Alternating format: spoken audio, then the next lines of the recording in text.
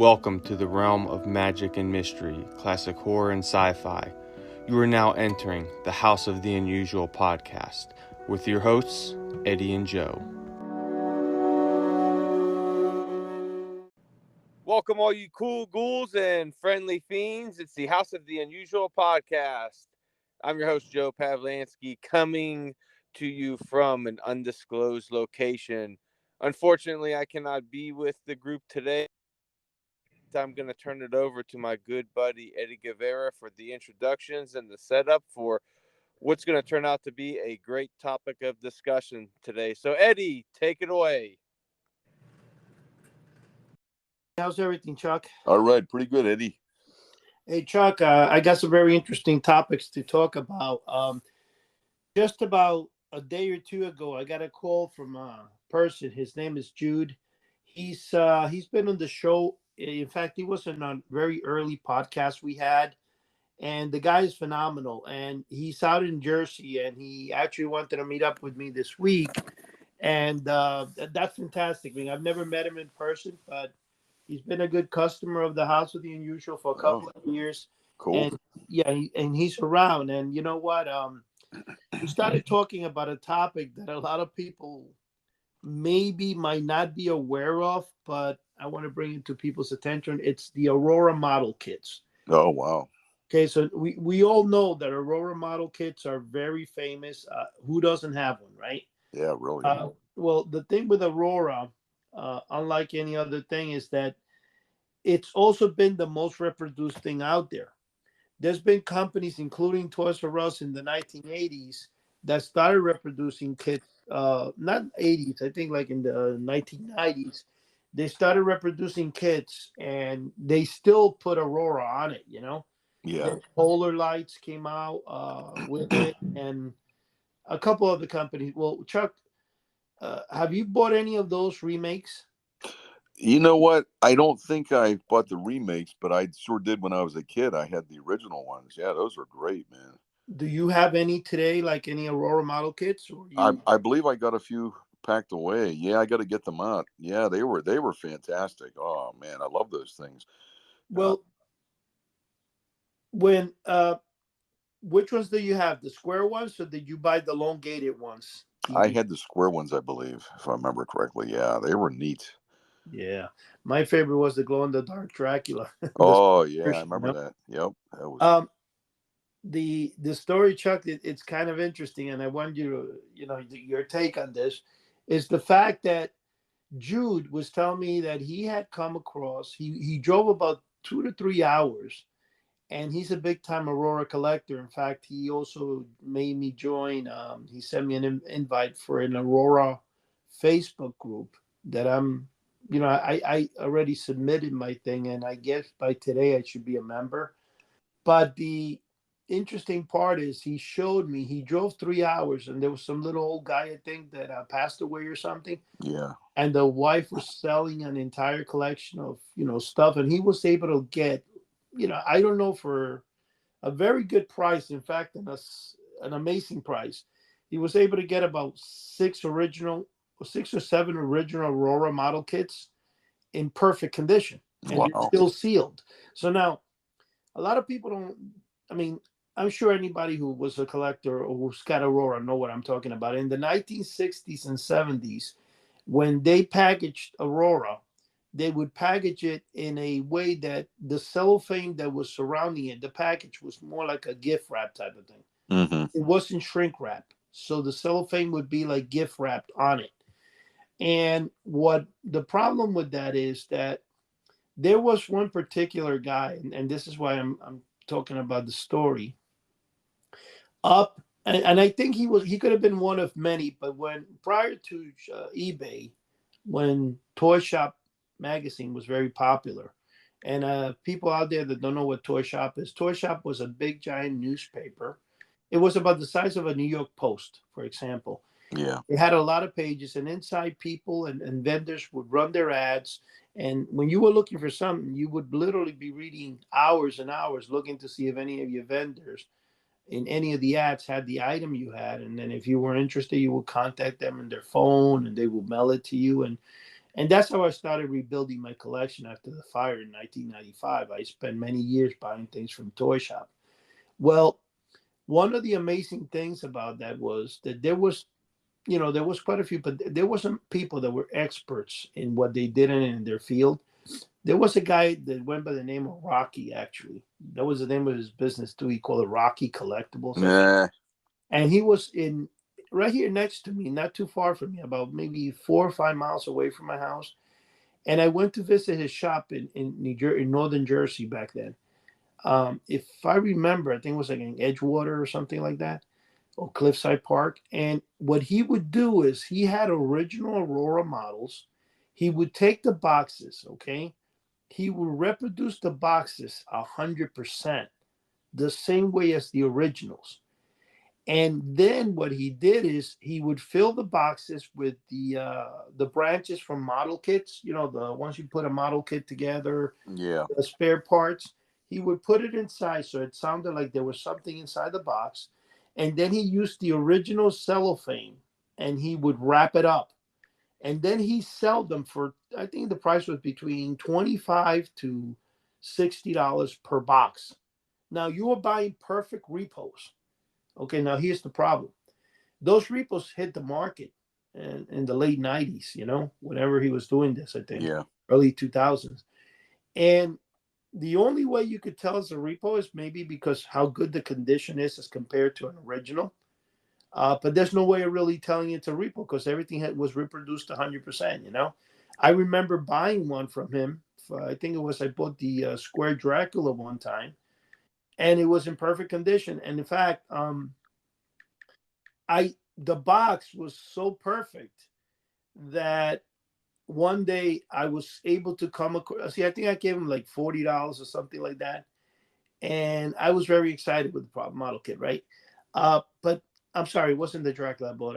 Let's go back a little. I bought from him the elongated Dracula one, but not the square. I'm saying when I said Dracula, I mean the square one. I was the elongated Frightening Lightning edition because you had before the glow in the dark, they used to call it Frightened Lightning, and it was the elongated box. And I'd never had seen that box, because as a kid, either I saw the very long, thin one or the square glow in the dark thing. I had never really seen the Frightened Lightning one. It wasn't available in New York City in the Woolworth store. Oh yeah. It wasn't called Woolworth. It was called W-A Worth, Wathworth, something like that. It was in 175th and St. Nicholas, and I used to buy all my model kits there.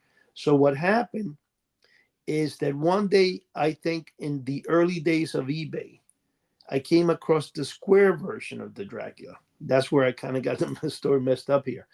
And like I said, I had bought from Rocky and I loved the quality, but I saw a square Dracula inside and it said in the eBay sale in perfect condition. Now, this is the time when eBay, in order for you to run an ad on eBay, you had to host your pictures in Photo Bucket.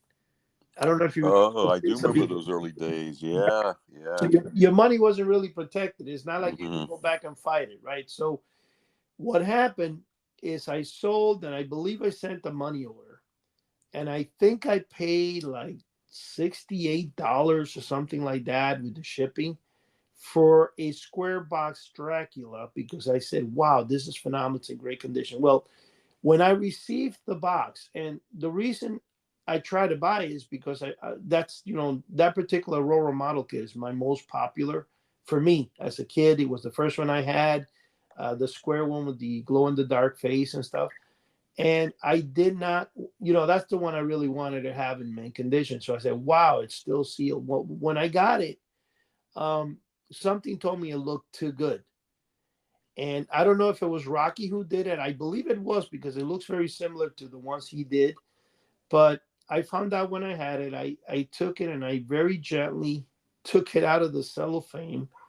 And when I took it out of the cellophane, Chuck, I was shocked actually to realize that I had a fake. Yeah. And it really kind of pissed me off. But what I did at the time was that the box itself was in really good condition. So I'm like, okay, I got the box, whatever. So while it was still open in the cellophane, whatever, I came across an original Aurora Dracula that was built up, but it was not colored in. and it had all the parts and stuff. So I ordered it. I got it for like $15 on eBay, and with the shipping, I don't know, maybe 22. And I remember taking it apart, washing it with, took away all the glue stuff. So Yeah. I took the entire kit apart. I had the reproduced a copy of my instructions, which were in perfect condition, and I put it into that reproduction box. So I actually listed it on eBay at the time as a Aurora Dracula original, because it was an original piece. Like I said, it had been built, it had never been colored in. I separated everything, and the fact that they probably did it in the 70s, it came apart fast. It wasn't like if they would have used the original model glue, I probably couldn't have done it, because you know how people don't realize when you use the hobby glue. Oh yeah. And it welts it in a way where the plastic kind of like mends, like it. I think it actually makes the plastic not disintegrate, but it makes the plastic mend. Right. It changes it. So at the time, I was able. So when I put it anyway, I put it on the thing, and I sold it. I said with a repo box. I said I didn't know when or where they did the repo box, but it is an original Aurora.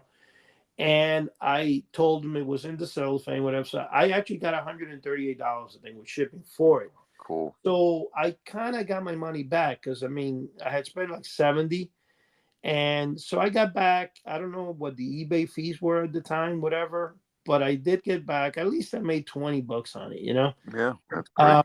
And I did it because I wasn't happy that it was a repo, and I did it because I also do have, after time, I did wind up one time for about, I think it was $271. I did get in 2013, 2014, an original sealed Dracula. The only difference with this one is when I received it, I never opened it yet, but I knew it was real because you could see, some creases within the sides of the box that would definitely tell you that it's original.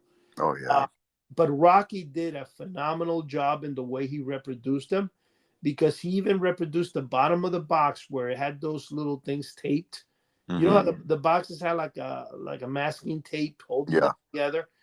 He did everything like that. Now, I don't know if the guy is still alive, because he was pretty old back then, but he used to have, you would go into his shop and he was loaded with Aurora model kits. And, Chuck, I just wanted to bring that up there because, and the reason I wanted to tell the story, because I know a lot of people out there have model kits, and this is what I'm going to tell them: if your model kit looks too good for the age, you got to remember, the Aurora model kits.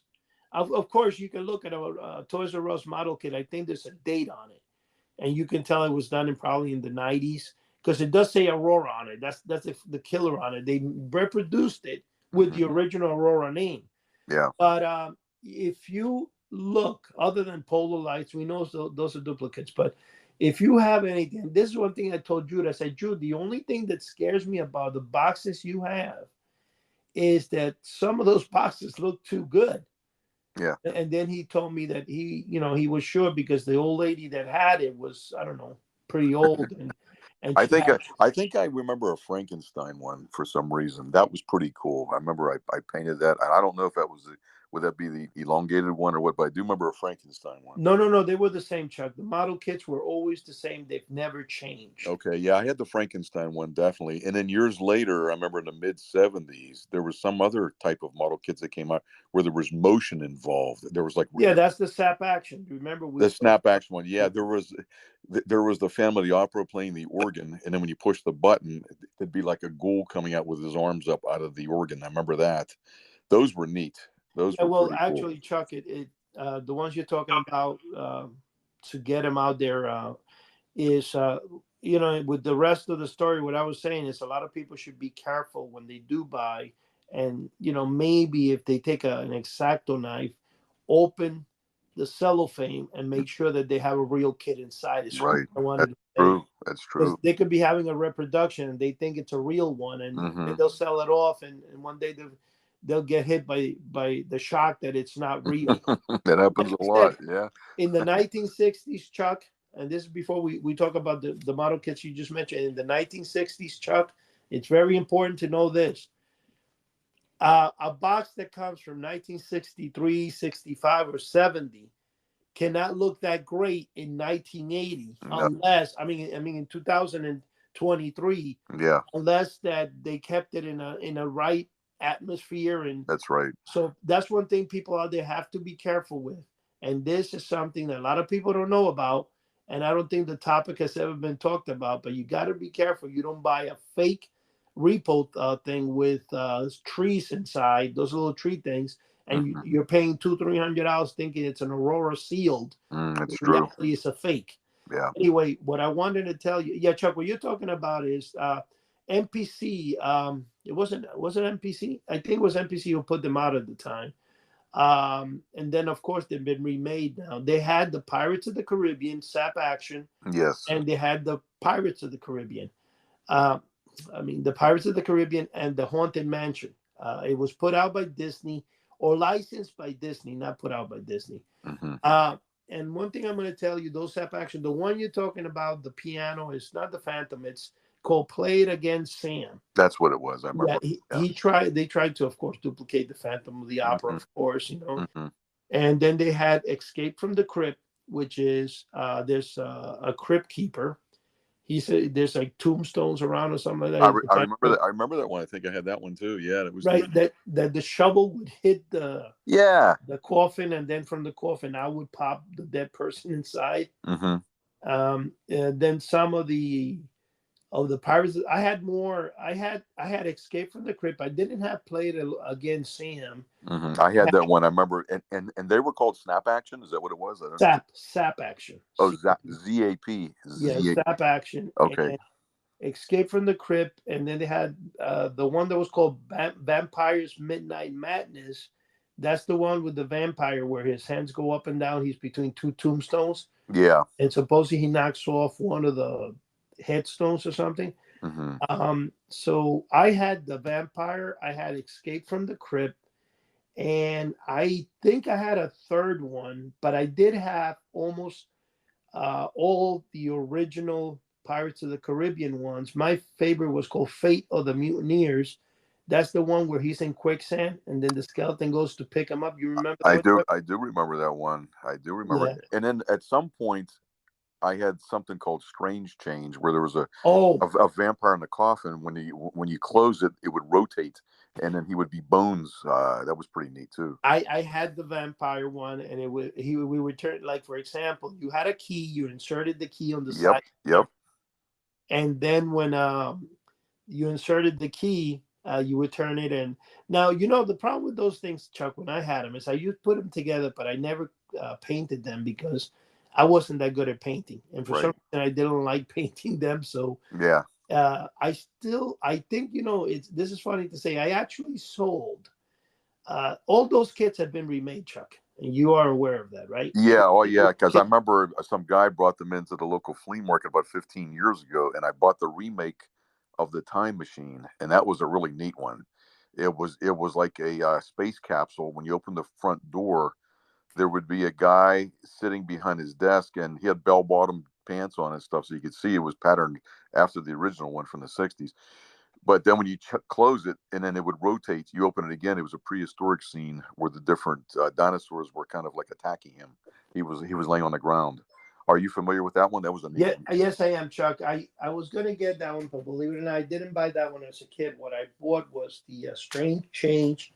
I put it together, and in the early days of eBay, I sold it for like $180, man. Yeah.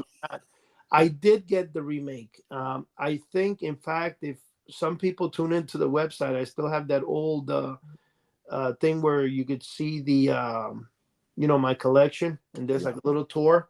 Right. And you'll see the remake of that. I think it's there somewhere where you could see the Strange. Now, one thing I'm going to tell you, though, the original model kits have better artwork than some of the reproductions. Not with the Aurora. With the Aurora, they reproduced them with the same artwork, but the Strange Change is definitely not like the original one. The original one had a lot better artwork. Now, getting to that, my favorite old time, I think, was the Forgotten Prisoner of Castle Mare. That's an Aurora. That's where the skeleton is hanging in the dungeon. Oh, I remember that. Yeah. Yeah, that one. I mean, you couldn't be. That was always advertised in the back of comic books. Not in comic books, in Famous Monsters. It always had the back, and I kind of like the way the skeleton looked up towards the sky, like Yeah. he was there like 100 years, you know. Yeah. But the time machine that which one did you buy again? You say you bought the time machine, correct? Yeah, I had the original one when I was a kid, and then I don't know what happened to it. And then about 15 years ago, they had remade them, and I purchased one. I put it together. I painted it really cool, and I attached it so it's electronic. What I made was a magic trick out of it. It was kind of cool. I put a base on it, and so I'd have different cards, almost like playing cards, but they were like different types of characters. No, different types of time zones, time eras. You know, like one was prehistoric, one was the Roman days, one was the Western days, and so forth. And a spectator would they would roll a die, and it would land on. So you'd count, it would land on one of them. And so once you show the spacecraft and the time traveler there at his post, he was pushing buttons, and he closed it up, and so they would land on prehistoric.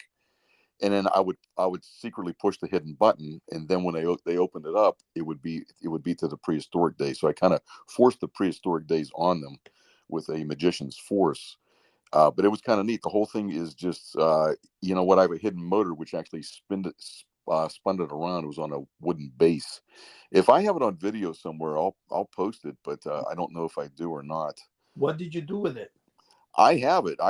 When I brought my stuff to the storage unit, I packed it in one of the boxes. The boxes are labeled behind the curtain, so I could look for it and get it out. I could get it on film again. I think you should actually do the magic trick with it again, or take it out, because that would be phenomenal. Yeah, you know Um, what? I actually made it. It's all electronic, like I said, so it spins with the touch of a button, and it's really cool. Chuck, there was one thing when you're talking about cool, there's this company, not company, there was a model shop in New Jersey that was in business, I think like 70 years or 100 years. Wow. And the guy who owned it was already in his 80s, so he decided it's time to retire. So it's not like he was going out of business. It's that he's like, I got to close shop already. He's been in business too long. And he had like 4 or 5 employees. One of his employees, his name was Bob. And this guy was in his early 60s actually.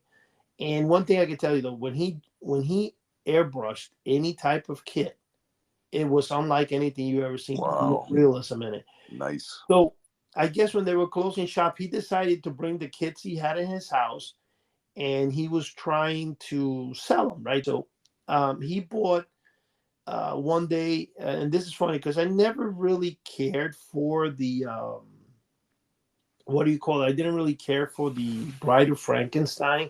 But that's what happened back in the days when it came out. People didn't care for it. So the two most popular and expensive original Aurora kits are the Bride of Frankenstein, Wow. because of how little there were. I think the one that holds the record as the most expensive is either Big Frankie or the Godzilla go-kart. In fact, even when they remade the Godzilla go-kart in the 2000 something, the movie came out, the original Godzilla movie, and what they did is they sued the company for making it or something. So they stopped production, or they threatened to sue, whatever. So even the remakes of that go for a lot of money. Oh yeah. There was a time that even the remakes were going for about $200. Wow.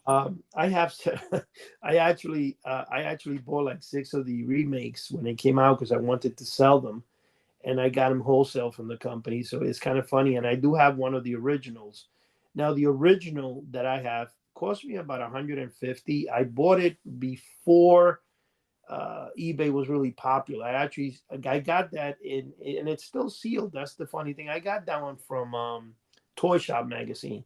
There was a guy in Cherry Hill, New Jersey, that I used to buy things from. His name was Tom, and he used to advertise a lot in Toy Shop. And he sold me originally. I got the Dracula bank from Pointer Products, which is like the Addams Family thing bank, and I got from him also the Godzilla go kart. Right. I got from him the King Kong Drugster, where King Kong is driving the Hot Wheel type of thing. Oh yeah, I remember that. Yeah, but you know what, Chuck? Overall, the thing I was going to say about this Bob is that I did get from him the Bride of Frankenstein built up. It's an original Aurora built up. Let me tell you, this thing looks like it's actually a movie prop. It's so well with intricate details. It got all the perfect details on it. Intricate. It's like phenomenal. And then where he killed it, and I mean, he killed it. In fact, I'm gonna have to find it and open it up for the public to watch because I'm actually right now.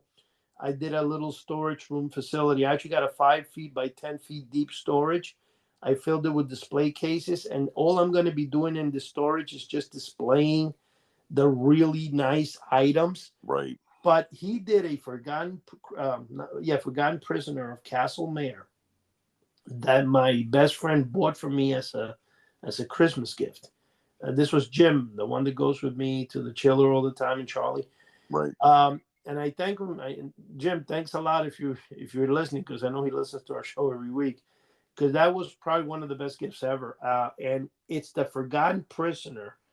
I think he paid like $80 or whatever, some for it, but it was done. But the reason he bought it is because the details on the Forgotten Prisoner it's perfect, just like if you see it in the back cover of a famous monster. It's phenomenal. I've never seen better artwork on any model kit than that Forgotten Prisoner. And I remember I told Bob, because Bob was already retired, he's like 60, early 60s. Like I said, I called him up and I said, Bob, I need you to do me a favor. And can you do a special? Because I wanted to kind of pay back Jim for getting me that. And I had this big submarine. It's called something of the Gato, Gato. I don't know if it's an American submarine, I believe, from World War II. And the submarine was like 4 feet long. It's a big model kit. I actually have 2 of them, and I had it one. So I said, so he actually hand painted for me the sub, and I gave it to Jim. And I mean, the work this guy does is amazing. Wow. It's just phenomenal. Like very few people have the skills to do something like that. And this guy is really good. I mean, I wish I could one day get him again to do something, but that's what I'm saying, that it's great, especially when you do model kits. I like doing them, but to be honest, unless you're really a professional, I prefer paying somebody to paint them for me. I know what you mean. You know what I'm saying? That you try and then you spend hours and hours. And okay, the idea of model kits, obviously, as kids is to, but I didn't ever started painting them when I was little. Did you paint them when you were little, Chuck? Yeah, I did. I was actually pretty good. I took my time. I even used fine brushes, even toothpicks, whatever was available. I did really good. Yeah. See, some people do that. There was a guy that lived by me. He passed away recently, and he was in his 80s, and he would hand airbrush race cars. Yeah. And you went into his apartment. He had cubicles in one room that filled the entire room from the floor to the ceiling. And he must have had over 2,000 of those cars. And I mean, it actually filled his wife passed away, so he kept doing it. And it was from the living room to there was cubicles, and the cubicle was like 8 inches by 4 inches, Yeah. And yeah, it was crazy. He had little cars in each one, race cars. I was never into race cars, so I'm not gonna, I didn't really. The only cars that I have, I'll tell you what, talking about race cars and model cars, Chuck. You have any? No, I was never really into them either. I had a Munster one, I think, one time, a model Munster one, something weird looking like that. I kind of liked, but I never cared for cars. Our one son, Michael, he always liked cars and stuff. We got him different model kits when he was a kid, but they never particularly appealed to me. Yeah, you know what? I think I'm close to you on that, Chuck. I'll tell you this, and I'll let you give your story on that, see what you think. But the car, and the reason I brought up the story about cars is because there was a couple of things that were interesting. They sold when they did Animal House. They came with, I think it's the 1/16 models, whatever it is, in metal. Yeah. I bought the Monster. Remember Mobile that yeah. This guy had in there. What's his name? John Belushi. Yeah. Right. I had that black Mobile. I have one. It looks really nice. Mm-hmm. And I bought that, but it's metal. And I have the, I believe I bought the Monkeys car. Yeah, I remember that. Yep. So they're not model kits, but actual cars. I have. Yeah. I had about 10 of them, but they're you know, there's something like that, like the Monsters coach. I have about 3 of those. They came out, you know, the food metal ones, and I Right. have like 3 or 4 versions of it, of the Monsters coach. The Yeah. Dragula, you know, Dragster, which was the one Grandpa drove. Yeah, that was kind Is of cool. I always Yeah, liked that. Yeah. I got a metal one of that. Now the metal ones I'm talking about, the other one's like 12 inches long by, you know, they're really heavy and nice. Um, that I remember the Monster Coach when it came out, it sold out everywhere. This is like in 2010, 2005. Between 2005, I forgot when it came out. And I actually got them in a Walmart in Florida, in a Cuban neighborhood where nobody knew about collectibles. Yeah. And I bought like 2 or 3 of them. I actually sold one of them for like $80 a few months after that. But they were like 1995 when I bought them. You know, I wasn't paying crazy prices. But you know, those are the only thing. Now, give me your input overall of if you were like today as a model collector, like what would you prefer? Like if you were collecting the sap actions, the you know. Yeah, I always liked motion. The Zap actions for some reason really appealed to me. We had a hobby store in a neighboring community, and we would go there when I'd get allowance, or I'd take pop bottles to stores or whatever, mow lawns. So between mail order, I'd send money into Johnson Smith or Honor House, or I'd go down there and buy some Zap action ones. By 1974, I believe I remember buying those, and yeah, they were cool. I kind of like motion. I always liked motion instead of something just standing there, and they really caught my eye. I mean, they were fantastic, and I painted them and built them, and yeah, they were great. And most of them didn't survive. I think I have a couple lying around packed away in the closet. I still have about 2 closets that I didn't even get to. I got things packed in there, some comic books, some models, and so forth.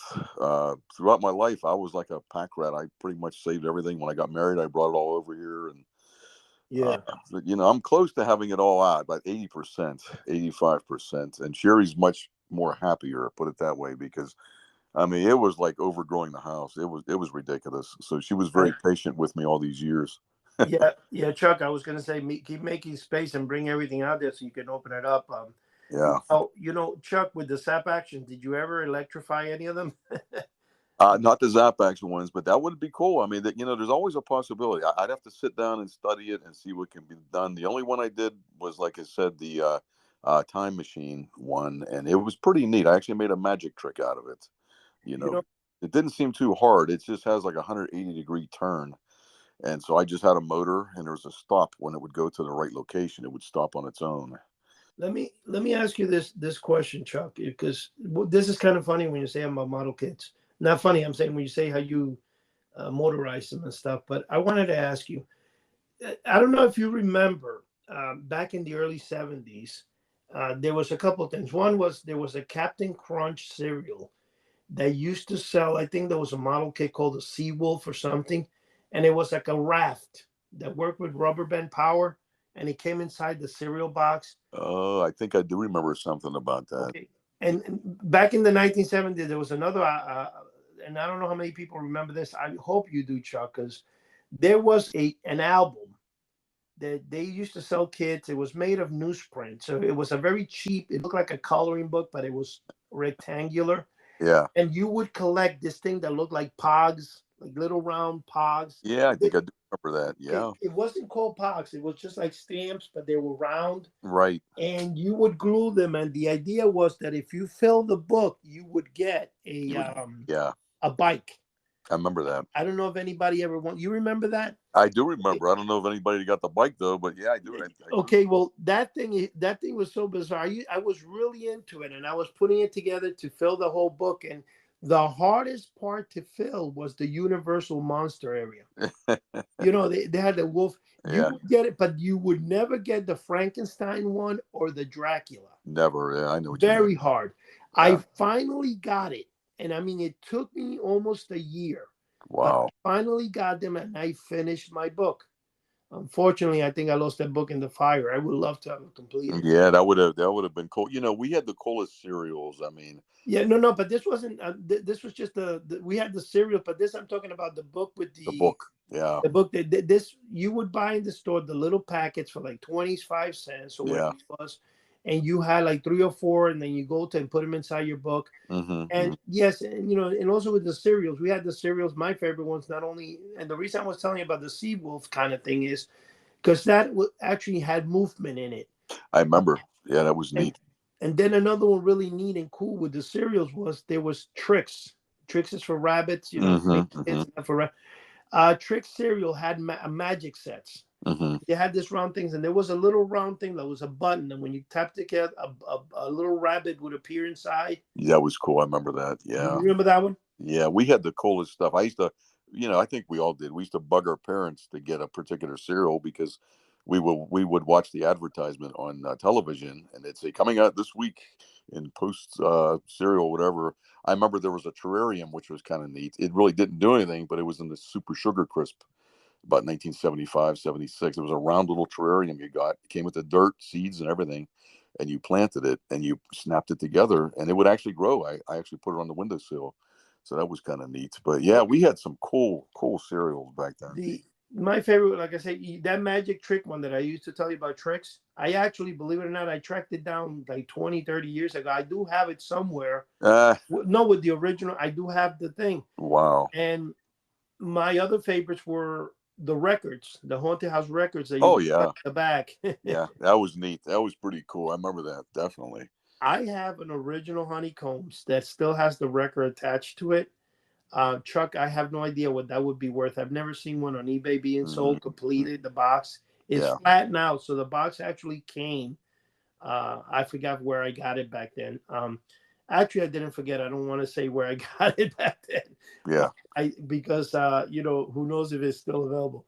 But the situation is though that I did get an original box, and I also have all the records that were made, but most of them are independent records, not I actually were cut out and used. You understand? Yeah. It's not attached to the cereal box. No, we all cut them out. We couldn't wait to play them. I remember it was great. Yeah. And that Sea Wolf that I mentioned with the rubber band, I was able to get one mint in the box many years ago. It's selling today for like $400 when in the show. Yeah, it's crazy.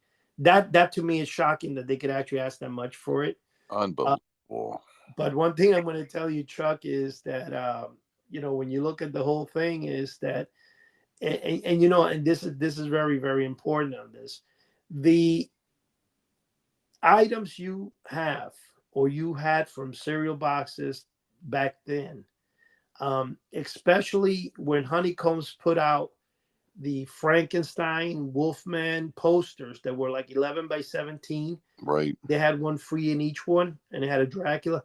The Creature from the Black Lagoon, that poster, I got it. I have all 4 of them, by the way, but the Creature right now is selling for like $70 to $150. That poster. Wow, isn't that amazing? Really. But the point I wanted to bring across was that anytime you try to get that stuff in the 70s, it was very hard to come by. Even though that it was being produced, when you wanted the Dracula, the Frankenstein, anytime you bought the monster box, you got the Wolfman or you got something, but you wouldn't get the ones you were looking for, and you would buy several, and you always got repeats on it, and you never got the one for some reason. But and the reason I mentioned the thing with the Dracula and Frankenstein, because it was so hard to come across those little pogs to put inside that book and the Frankenstein. I remember I only came across that one, and I glued it into that book to make sure it didn't leave that book. But that was so much fun though, Chuck, because at least you look forward to coming home, and like when you have a toy in Christmas that you want to play real bad, you look forward to finishing your book and trying to see if you win the bike. But it never entered my mind, where would I send the finished book to? Yeah. Like, how would I even try to win the bike? Yeah, you can forget that. Yeah, they gave stuff away. I think we talked about on the previous podcast. Yeah, they even gave in certain soap powders.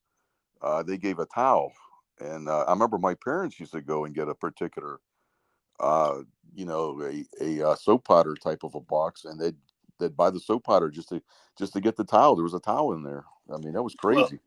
Well, it was kind of stupid, but like, you remember Mr. Bubbles? Oh yeah. Okay, when they used to advertise the commercial for Mr. Bubbles, it made it look like you would buy the soap and your whole bathtub would get full with bubbles. You remember that? Yeah, oh yeah.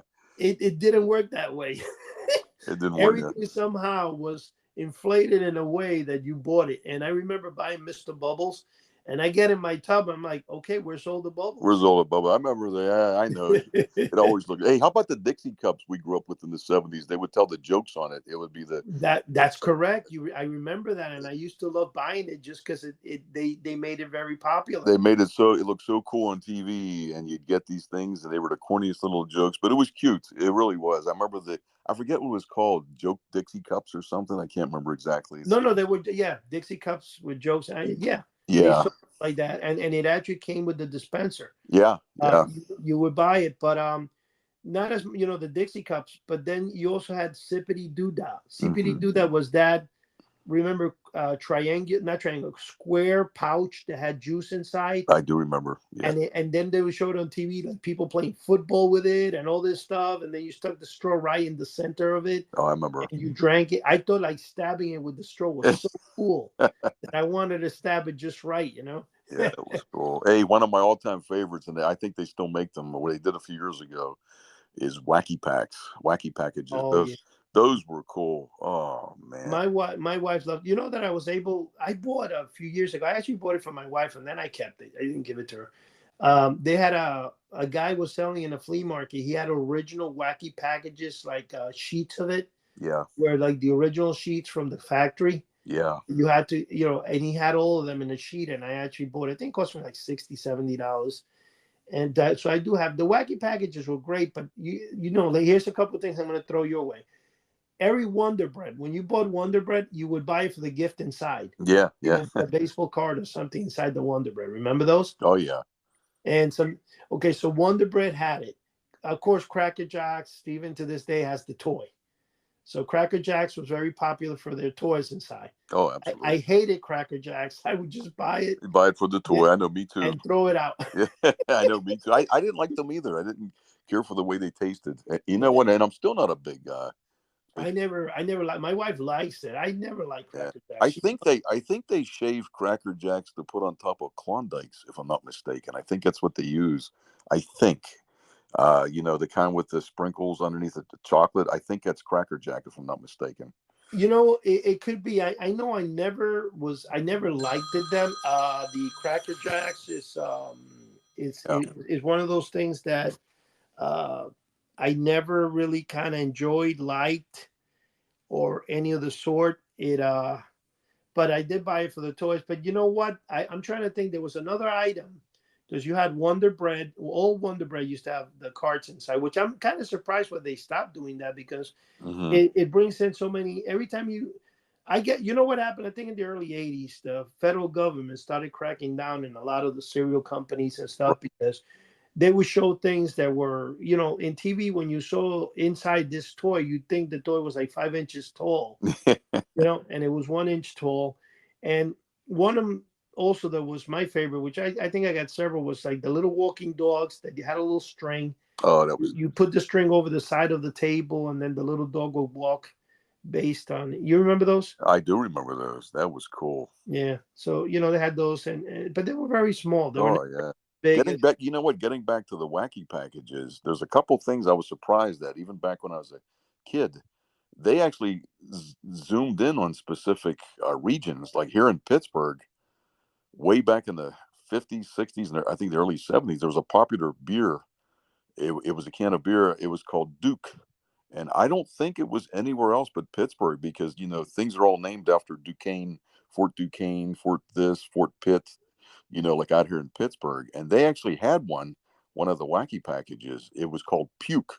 You know how they always did a little spin-off of it. Yeah. They showed the guy holding up a can of Duke, and he was throwing up. And so that kind of surprised me even as a kid. I'm thinking, how in the world did they get a hold of a local, beer? And then fast forwarding in the mid 80s, I think this came from Pittsburgh also. There was another form of a wacky pack cards that a company came up with here in Pittsburgh. It was called You Slay Me. And they were really cool too. It was more like a monster type of thing. You would have liked these. I bought a box of them at a local flea market, and he was one of the guys that printed them. And he said, I got a box of these if you want it. And they were really, really cool. They had Yeah. like Frankenstein, werewolf, all that stuff. I think you you posted that in one of the forums. Yeah, yeah. Okay. So they were pretty cool. So Yeah. the listening audience, if they're really into wacky packages, in the mid '80s there was another spinoff, like I said, called "You Slay Me," and they were really cool. Mm. Hey Chuck, just before this podcast, since we've been done so great today, talking about Aurora Monster model kits and all this stuff, I like to ask you a question. Hold on, Chuck. Let's start again. Let's start one more time. Yeah. Hey Chuck, this has been a great conversation, man. We talked about model kits. We talked about a lot of things. Oh yeah. Hey Chuck, I want you to tell the people. I know we've talked about it before about the Betts ball, the legendary Betts ball. Can you do me a favor, Chuck? Take a couple of minutes and explain your research and what you've learned about it. Okay, no problem at all. Very interesting topic, the Betts sphere. So if anybody out there in podcast land, you want to Google this, you can see this for yourself. It's actually pretty cool. There was a family in 1974, the Betts family, which consisted of Jerry, the mother, Antoine, the father, and Terry, the son. And they lived in a small town down in Fort George Island, Florida. And they were actually taking a walk, I guess. There was a very wooded area near their house. I mean, it was just a little path actually that went to their house. And they had investigated a small brush fire near their home, and they came across a small ball or sphere. It was about the size of a bowling ball, and it weighed roughly 22 pounds, and it was about 8 inches in diameter, shiny silver. So they had no idea what this thing was. And like I said, it was about 22 pounds, so it was pretty heavy. So they had picked it up and they brought it back to their home and they put it on a windowsill, I think, as best as I found. And they just pretty much just left it alone.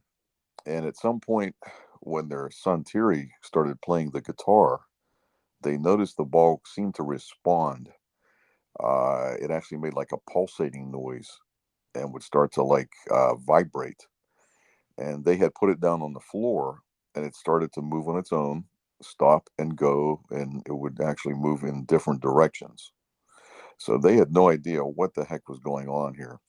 And they noticed when the sphere was shaken that several smaller balls were heard to be pinging inside. And then it was to the point where these pinging noises were even taking place when they didn't even touch it. I mean, it was just sitting there, and they would hear these little balls inside pinging off it. It sounded like maybe three or four of them. They weren't sure. And so you have to remember this is 1974, so that was quite a while ago. I believe the mother is still alive, if I'm not mistaken. Jerry, the mother, she's in her 80s, I guess now. But it's a pretty interesting story. And you know what? The word got out, and there was nonstop reporting. I mean, there was reporters camped out. I think the National Enquirer even got the story somehow. J. Ellen Hynek was one of the investigators. Actually, he was from the Project Blue Book, which is pretty cool.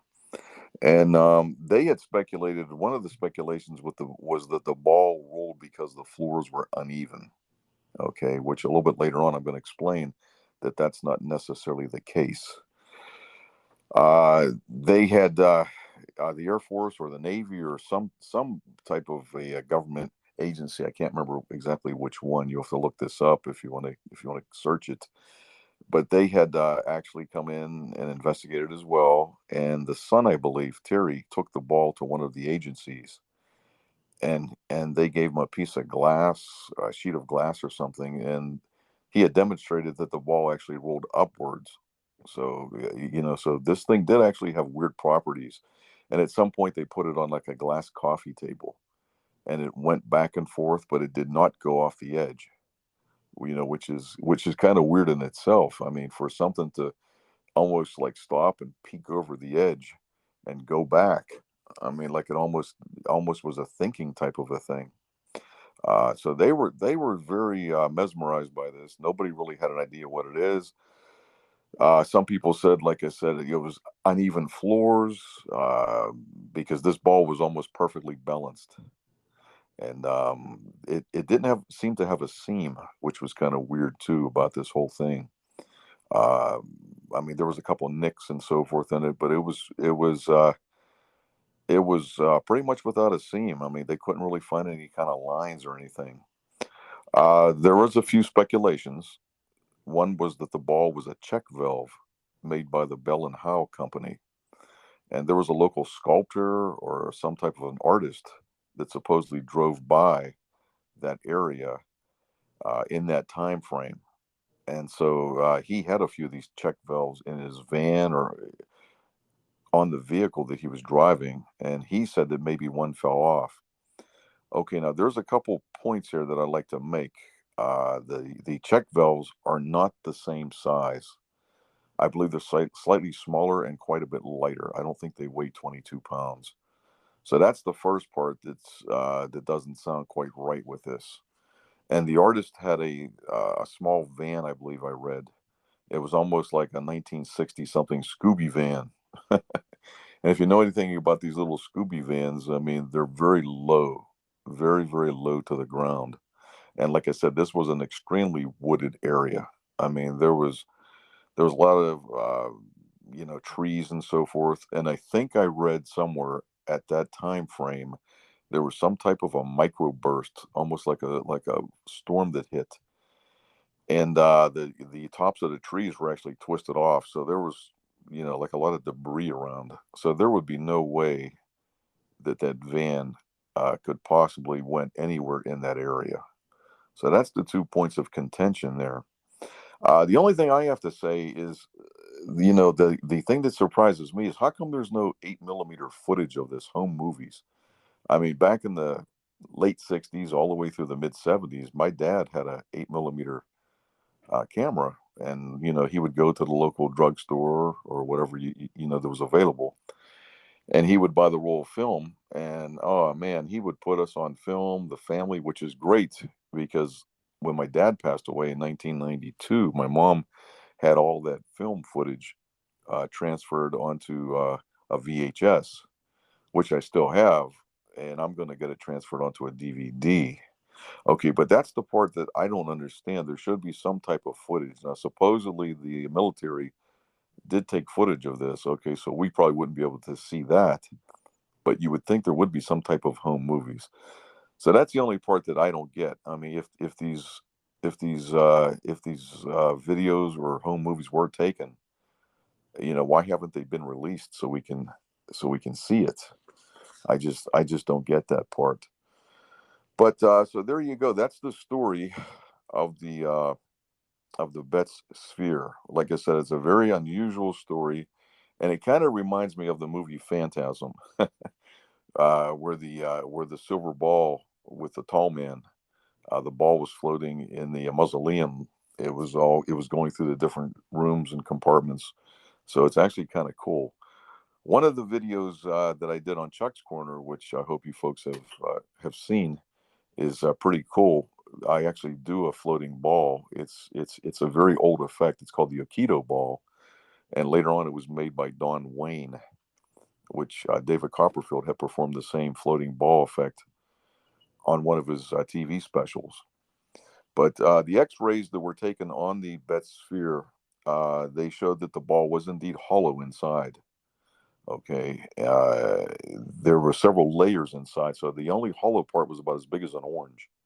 And inside there was three smaller balls, just like they said, and there was fine filament or wires attached to each of them.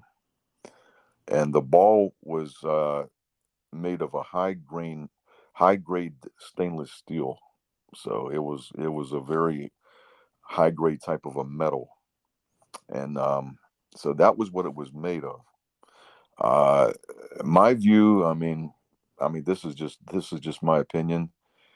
Maybe it was some type of a military thing that was actually made to like watch things or watch the weather or something, and it was laid there and it was intended to be picked up, and then the Bettses stumbled across it. I mean, I think what they originally thought was it was some form of a cannonball. From many many years ago. They really weren't sure what this thing was, and they didn't think anything of it. Like I said, they just basically took it back to their home and put it on the windowsill until they noticed when the son started playing the guitar, it started to vibrate and started to make these weird moves. But I'm just wondering, I highly doubt it would be like an extraterrestrial type of thing. Even J. Allen Hynek said that it was man made. So supposedly that was his opinion. But the way it seems to me, it could have been like a military type of a thing. Maybe it was there to watch something put in that area. I mean, 22 pounds laying on the ground probably wouldn't blow around too much, even in a microburst, because those tend to be kind of high. Like I said, the treetops were actually ripped off and so forth. And the sculptor scenario probably doesn't hold any water as well. So there you go. That's the Betz sphere. Chuck, one of the things I was going to say is some guy claimed that he was driving and, his truck, he was carrying one of the balls. He claimed that in the vicinity, that he might have dropped it out of, because he said that the company he worked for used those balls as like some type of bearings or valves. I think so. Mm-hmm. I was wondering about that too. But anyway, Chuck, it's been a beautiful. Thank you for doing that. So we'll keep on. And okay, sounds good, Eddie. All right, bud. Hey, Chuck, we're running out of time now. So I guess what I'm going to say is for all the listeners out there, tune in to there's going to be new changes to our podcast. Our format is going to start with a new format, hopefully on the 1st of June. The first week of June, of course, not the 1st of June. And having said that, please tune into the channel, tune in to us, houseoftheunusual.com or Instagram, and tune into right now, this week, Friday just passed, the Chuck's Corner is the Kennywood Park. It's a pretty long Chuck's Corner, so you'll enjoy where Chuck actually goes through the ride with Sherry, and you guys are going to love it. So tune into that. And guys, until next week, God bless. Enjoy.